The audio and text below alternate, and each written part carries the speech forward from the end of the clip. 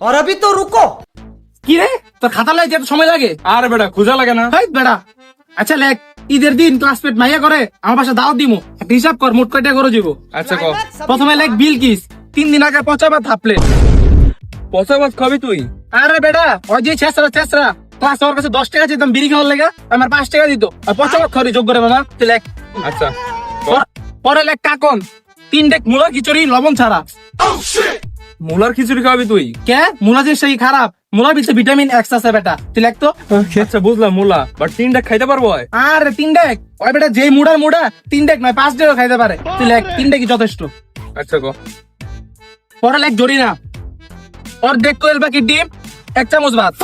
মামা বেশি শেষ রেমে দিতেছে না? কি আর চেষ্টামি অগর যে দাওয়াত দিতে আসি আমার বাসায় এটাই তো অনেক, তুই লেখ তো মামা। আচ্ছা ক। পরে লেখ আমার এক্স কুলসুম। তোর এক্সরে দাও দিবি তুই? আরে বেটা এক লোকে পড়ছি প্রেম করছি ওর দাওয়াত দিতে খারাপ দেওয়া যায় না, লেখ তো। আচ্ছা ক। লেখ 1 চামচ ডাল হলুদ ছাড়া 5টা বোম্বাই মরিচ দিয়া। মামা ওর তো সব ধুইলা দেবো গা। আর বেটা জল্লুক আমার কি, তুই বাদ দে এখন হিসাব কর তো মোট কয় টাকা খরচ হইব। সব মিলে তোর 1800 টাকা হয়। তাহলে তো বন্ধু ভালো হইলো রে, আমার কাছে 2000 টাকা আছে, 1800 টাকা দিয়ে ওর দাওয়াত খামু আর 200 টাকা দিয়ে 2 বন্ধু মিললা মাগরিবের নামাজের পর পট করমু।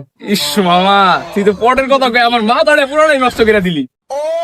তোর বাজার মজার যা কাটাকাটি যা যা লাগে সব আমি করে দিব, তুই আয়। তাহলে তো ভালো হইলো, এখন যে বাজার করে লই গা। হ।